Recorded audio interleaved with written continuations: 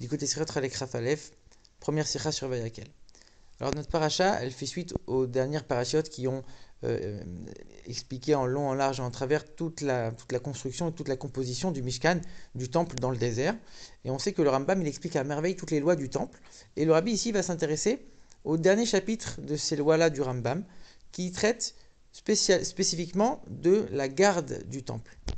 On sait très bien que la nuit, il n'y avait jamais personne dans le temple. Il y avait un roulement de Kohanim, de prêtres qui devaient faire des tours. C'est ce qu'on appelait la garde du temple. Et dans l'avant-dernière loi de ce chapitre, du dernier chapitre, le Rambam il dit que peu avant le lever du jour, on vérifiait la cour pour vérifier que tout va bien, que tout est en ordre. Et on avait besoin que chaque Kohen ait une torche allumée dans sa main pour pouvoir bien vérifier. Et la dernière loi, elle dit, mais par contre, quand c'était Shabbat, ils n'avaient pas de torche pour vérifier, ils utilisaient des bougies, des lampes qui avaient été allumées la veille, qui étaient suspendues, et grâce à ça, ils pouvaient vérifier si tout était en ordre dans la cour. Alors a priori, il y a une question qui se pose ici, c'est que le fait de transporter une bougie, un feu, c'est pas interdit de la Torah, c'est interdit seulement des Rabbanan. Et on sait que tous ces interdits-là, ils ne s'appliquent pas dans le temple. Dans le temple, c'est seulement les interdits de la Torah qui s'appliquent. Donc ici, pourquoi on se priverait de faire la garde avec cette torche comme les autres jours de la semaine? Alors il y a certains commentateurs qui vont dire, mais on peut vérifier sans. Pourquoi tu as besoin de transgresser quelque chose? Ok, très bien, on sait que ces lois-là, elles ne s'appliquent pas dans le temple, mais si on peut le faire, pourquoi pas? Mais c'est pas vrai, puisqu'on voit qu'il y a d'autres endroits où le Rambam lui-même, il parle de certains cas où on peut largement éviter de transgresser ces lois-là, et on n'évite pas, on ne cherche pas à l'éviter. L'exemple qu'il donne, le rabbi, c'est, on sait que quand il y a un Kohen Gadol qui est soit âgé, soit malade, le jour de Kippour, il doit se tremper au mikvé. Si le mikvé il est très froid, ça va être très difficile pour lui. Donc on permet de chauffer le mikvé avec une espèce de barre de fer qui était chauffée à blanc la veille de Shabbat. Et quand elle était encore chaude, on l'a déposée dans le mikvé pour chauffer l'eau. C'est interdit de faire ça Shabbat. On aurait pu trouver un autre moyen de chauffer qui soit moins grave. Mais on n'a même pas cherché à éviter ça. Encore un autre détail que le rabbi mentionne, c'est si jamais le Kohen Gadol il s'endormait, on sait qu'il ne devait pas dormir toute la nuit de Yom Kippour, alors il y avait un Lévi qui venait et qui claquait des doigts pour le réveiller. Alors qu'on sait que le Rambam lui-même, il est d'avis qu'on n'a pas le droit de claquer des doigts pendant Shabbat. Donc ça veut dire que lui, il est d'avis que ces lois-là, on n'y fait pas du tout attention dans le temple, même quand on a la possibilité de faire autrement. Donc pourquoi ici on va éviter, on va se priver de transporter les torches pour vérifier la cour? Alors on pourrait répondre que quand c'est quelque chose qui arrive de manière ponctuelle, on va permettre de transgresser ces lois-là. Mais quand c'est quelque chose qui est fixe dans le temple, alors on ne peut pas depuis le départ enlever ces lois. Quand ça arrive qu'on ait besoin de les transgresser, alors il n'y a pas de problème. Mais quand tu le fais de manière permanente, là c'est une autre histoire. Le rabbi n'accepte pas cette réponse. Ici, c'est un cas un peu particulier du fait d'étendre les pots des sacrifices. Et si la veille de Pessah, elle tombait Shabbat, alors on le faisait exactement comme si c'était un jour de semaine, sans faire de distinction. Donc ça veut dire que c'est la même chose. C'est-à-dire que toutes les fois où la veille de Pessah, ça tombait un Shabbat, à chaque fois, on faisait de la même manière. C'est pas quelque chose qui peut être appelé quelque chose de ponctuel. Là aussi, c'est une règle qui est fixe. Donc on voit que ça dépend pas de si c'est fixe ou c'est ponctuel, ça dépend d'autre chose. Rabbi, il ajoute encore deux questions ici. Premièrement, qu'est-ce que cette loi, elle vient faire dans le chapitre qui parle de la garde du temple? Ici, le Kohen il est en train de vérifier que tout est prêt pour le service du lendemain. Ça doit figurer dans le chapitre qui parle du service. Pourquoi ça figure dans le chapitre qui parle de la garde? D'ailleurs, même dans le chapitre qui parle du service du temple, il fait mention aussi de cette vérification du Kohen. Donc pourquoi il vient mentionner cette loi ici? Et en plus ici, il coupe en deux. Première loi, voilà comment ça se passe en semaine. Deuxième loi, voilà comment ça se passe Shabbat. Et c'est avec ça qu'il termine. Mais il aurait dû faire tout ça en une seule fois, en une seule loi. C'est la même chose. Pourquoi tu coupes en deux? Et on sait très bien que le Rambam, il est très pointilleux sur chaque numérotation de chaque loi de son livre. Alors le Rabbi, il donne la réponse suivante à toutes ces questions. Au tout début de ce chapitre, le Rambam lui-même, il explique pourquoi on a besoin d'avoir une garde dans le temple. Est-ce qu'on a peur des ennemis? On a peur que le temple il se fasse attaquer? Pas du tout. On sait très bien que le temple, c'est le temple de Dieu, il est gardé par Dieu. Si on a institué une garde dans le temple, c'est pour la splendeur, pour l'honneur, pour la gloire du temple. Un palais où il n'y a pas de garde, il n'y a pas de soldats, il n'y a personne autour, qui est délaissé, qui est abandonné, c'est pas un palais.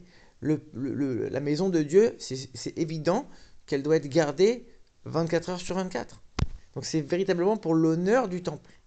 Donc ici, quand on parle de vérifier la cour, c'est pas juste vérifier pour être sûr qu'elle est apte à recevoir à ce que le service du lendemain il puisse s'appliquer. On vérifie la cour parce que c'est un honneur pour le temple, qu'il y ait quelqu'un qui vienne et qui fasse une ronde dans la cour. Et d'ailleurs, il disait pas ah tout est en ordre, tout est ok pour demain. Il disait quoi? Il disait shalom, akol shalom, tout est bien, tout est en paix. Et pour aller un peu plus loin, le rabbi, pour comprendre véritablement, il va prendre l'exemple de Hanouka. On sait qu'à Hanouka, on a eu le miracle de trouver une fiole d'huile qui était pure alors que tout était impur dans le temple. Mais on sait très bien qu'il y a certains avis qui disent que dans la situation dans laquelle les Juifs se trouvaient, il n'y avait absolument aucun problème d'allumer la menorah avec de l'huile impure. Il n'y avait aucun problème d'après la halacha. Donc pourquoi Dieu il s'est embêté, entre guillemets, à faire ce miracle d'avoir trouvé une fiole d'huile pure? C'est pas pour que les Juifs ils puissent respecter la loi. La loi, elle permettait une huile impure. Mais c'est juste parce que Dieu il a voulu montrer son affection pour le peuple juif. Pour leur dire, regardez, je vous permets de faire la mitzvah du mieux possible. C'est pas que c'est interdit. Tu aurais pu faire avec de l'huile impure. Mais moi, je viens te donner quelque chose en plus parce que je t'aime. Et c'est un peu le même principe ici. Si la garde des Kohanim, elle était là pour vérifier que le service puisse bien se passer le lendemain, etc., c'est une chose. Mais si la garde, elle est là pour l'honneur du temple, alors là, c'est complètement autre chose. Si c'est pour un service, bien sûr qu'on va se suffire d'une permission, on va se suffire de transgresser des lois qui s'appliquent pas de toute façon dans le temple. Mais si c'est pour l'honneur du temple, l'honneur, la splendeur du temple, alors on va chercher à faire le mieux possible, à faire les choses de la manière la plus belle possible. Et donc on ne va pas se permettre de transgresser certaines lois quand on va faire cette garde-là. On ne va pas s'appuyer sur des permissions, on essaye de faire les choses au mieux qu'on peut. Maintenant on comprend pourquoi le Rambam il a séparé ça en deux lois différentes. Et pourquoi il a mis ça dans ce chapitre. Ce chapitre il est en train de parler de la garde. La garde c'est pour l'honneur du temple. Et maintenant tu es en train de dire on va aller vérifier la cour, c'est aussi pour l'honneur du temple. Donc bien sûr que ça a sa place dans ce chapitre. Et tu vas séparer en deux en disant mais il y a quelque chose qui donne encore plus d'honneur dans le temple. C'est que quand c'est Shabbat, je vais faire le mieux. Je vais même pas prendre la torche dans la main. Ça rajoute encore à l'honneur du temple. Donc bien sûr, je le mentionne dans une loi séparée à part. Alors maintenant, le rabbi vient répondre à une question qui pourrait se poser. On sait que dans le temple, on offrait des sacrifices pendant Shabbat. Donc on ne faisait pas attention à tous les interdits, d'égorger, de faire brûler, d'offrir tout ce sacrifice. Il y avait énormément d'interdits. Et pourtant, c'était une mitzvah de faire le sacrifice du jour de Shabbat pendant Shabbat. Mais d'un autre côté, on voit que pour la construction du temple, on n'avait pas le droit de construire le temple pendant Shabbat. Et d'ailleurs, c'est de là qu'on apprend toutes les interdictions de Shabbat. C'est toutes les interdictions, toutes les actions qu'on avait besoin de faire pour construire le temple. Alors comment expliquer cette contradiction? En vérité, une fois que l'endroit il est déjà là, une fois que le temple il est déjà construit, la sainteté elle réside déjà à l'intérieur. Et donc toutes les actions qui vont être accomplies dedans, même des actions banales, vont devenir des actions saintes, quelque chose de saint. Donc là, on comprend qu'on puisse transgresser certaines choses, puisque de toute façon, ça rentre dans la sainteté. Mais quand le temple n'est pas encore construit, tu es encore dans l'étape de la construction. Alors tu ne peux pas t'appuyer sur certaines permissions, sur certaines choses en disant de toute façon c'est pour Dieu. Mais l'endroit n'est pas encore construit, l'action elle n'est pas encore devenue sainte. Et c'est peut-être pour ça que Hanouka a eu ce miracle, parce que Hanouka ils étaient en train de réinaugurer le temple de nouveau, en recommençant tout à zéro. Donc là tu ne peux pas t'appuyer sur certaines permissions. Ici, c'est la même chose. Tout ce qui est lié à l'honneur du temple, c'est une partie intégrante de sa construction quelque part. C'est pour ça que dans les lois de la construction du temple, c'est pas les lois du service du temple. Le Rambam, il mentionne le fait d'avoir des gardes dans le temple. Parce que ça fait partie de son honneur, de sa construction finalement. Et donc là, tu ne peux pas t'appuyer sur certaines permissions. Alors on pourrait se demander, mais quel rapport le fait de faire des gardes et de donner de l'honneur au temple, ça fait partie de la construction du temple. Quel rapport entre les deux? Mais finalement, quand on regarde ce que le Rambam il dit, il n'y a pas une mitzvah de construire le temple.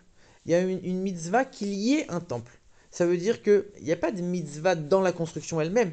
Il y a une mitzvah d'avoir un lieu dans lequel tu vas faire résider Dieu, qui va être la maison de Dieu. Et la mitzvah, elle commence à partir du moment où le temple il est terminé. Ça veut dire quoi? Qu'il y ait un temple. Que tu puisses voir de manière claire, ça c'est un temple, ça c'est la maison de Dieu, ça c'est une maison où il y a de l'honneur, où il y a de la gloire. Et comment il y a de l'honneur, comment il y a de la gloire? C'est essentiellement aussi avec les gardes. Le fait qu'il y ait des roulements de garde. Donc oui, les gardes du temple, elles font partie intégrante, c'est la suite logique, c'est l'aboutissement normal, évident, de la construction et du fait qu'il y ait un temple qui soit digne de ce nom. Donc bien sûr que le Rambam il met dans le chapitre sur la construction du temple. Et encore une fois, évidemment que dans ce cas-là, on ne peut pas s'appuyer sur certaines permissions, comme on vient de le voir. Le Rabbi, il aime toujours connecter la fin d'un sujet avec son début. Et ici, on voit clairement que dès le départ, quand le Rambam il dit il y a une mitzvah qu'il y ait un temple, et ça, on vient de voir, ça inclut quoi? Ça inclut le fait qu'il y ait un honneur dans ce temple avec les gardes. Les gardes, il en parle à la fin de ce chapitre. Donc le début de ces lois et la fin de ces lois, c'est une suite logique, c'est connecté de manière très profonde. Donc ça fait sens finalement. Et pour terminer de manière un peu plus profonde, en allusion, on peut voir quelque chose ici, dans ces lois du Rambam. On sait que la construction du temple, elle ne sera jamais parfaite tant que Mashiach n'est pas venu. C'est que lors de la venue de Mashiach, qui aura le troisième temple, que là, la construction sera vraiment parfaite. Et c'est pour ça que le Rambam il termine ses lois en disant voici une loi, quand c'est le jour de Shabbat, voilà de quelle manière on fait la garde. Pour nous dire c'est quoi Shabbat? Shabbat, c'est un mot qui désigne aussi toute cette période de Mashiach, le jour qui sera entièrement Shabbat. Pardon, la période qui sera entièrement Shabbat. Donc on termine avec Shabbat en disant le temple ne sera achevé que quand le Mashiach arrivera. Et à ce moment-là, on pourrait se dire mais notre travail à nous pendant cet exil, à quoi il sert? De toute façon, il n'y aura rien, ça n'aura pas de valeur tant que Mashiach n'est pas là. Et on vient avec cette loi qui nous dit la nuit de Shabbat, la nuit ça représente l'exil. Ils n'avaient pas de lumière dans leurs mains. Non, justement, ça veut dire le jour de Shabbat, donc ce soir-là de Shabbat, où ils n'auront pas de lumière dans leurs mains, ils n'auront pas de torche dans leurs mains, c'est-à-dire qu'à l'époque de Mashiach, quand ce sera Shabbat, on n'a pas de lumière, on n'a pas de Torah et Mitzvot.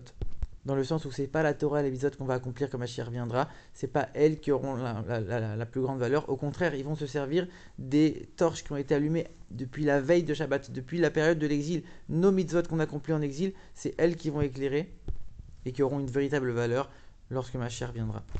En espérant qu'on arrive à cette période le plus vite possible.